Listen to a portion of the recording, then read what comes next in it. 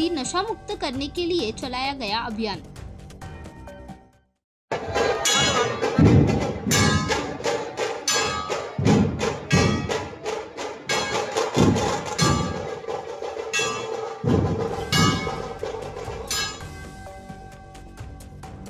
इस अभियान में शामिल हुए अभिनेता सोनू सूद, अनु मलिक सहित स्थानिक विधायक अबू असीम आजमी, चेंबूर के विधायक तुकाराम काते, पूर्व विधायक नवाब मलिक, अणुशक्ति नगर के विधायिका सना मलिक, नगर सेवक अनिल पाटनकर, बबलू पांचाल, इरफान खान, फहाज आजमी, रुखसाना सिद्दीकी, आशाताई मराठे सहित कई मान्यवर लोग भी शामिल हुए। गोवंडी को नशा मुक्त बनाने के लिए सभी पुलिस अधिकारियों ने कार्यक्रम को सफल बनाया।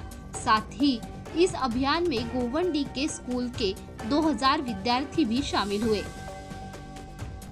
परिमंडळ आता खरंच अभिनंदन करायला हवं, त्यांनी जो अतिशय स्तुतनीय असा हा उपक्रम आहे।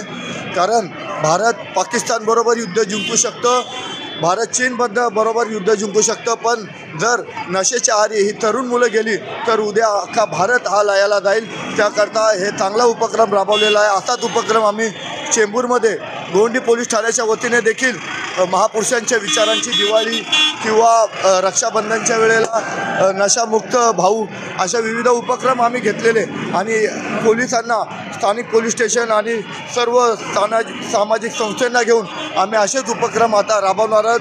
कारण नशामुक्त ही सध्याला काळाची मोठी गरज आहे आणि ही गरज आज पोलिसांनी ज्या प्रकारे त्यांनी लोकांमध्ये जनजागृती केली, शाळेच्या मुलांना त्याच्यामध्ये सहभागी केलं, त्याच्याबद्दल मी त्यांचा आभार मानतो। आणि संत गाडगे महाराज एक चळवळीच्या माध्यमातून आम्ही सर्वांना आवाहन करतोय की आपण सर्वांनी या चळवळीमध्ये सहभागी होतोय आणि हा आपला संपूर्ण परिसर नशामुक्त करायचा आहे। किया गया था, बहुत अच्छा प्रोग्राम हुआ और बहुत लोगों को यहाँ पे सीख मिली। और हमारे सोनू सूद साहब ने आकर बच्चों को अवेयरनेस के लिए बहुत जागरूक किया और हमें बहुत खुशी है कि गोवंडी शिवाजी नगर में इतना बड़ा प्रोग्राम मुंबई पुलिस द्वारा जागरूक हुआ है। अब हम सब की जिम्मेदारी है इस कार्य को आगे बढ़ाए और जो भी बेचने वाला व्यक्ति हो, चाहे वो दोस्त हो, रिश्तेदार हो, जान पहचान हो, कोई भी हो, उसको जेल में डालने का काम किया जाए और हमारी गोवंडी को क्लीन गोवंडी, ग्रीन गोवंडी किया जाए।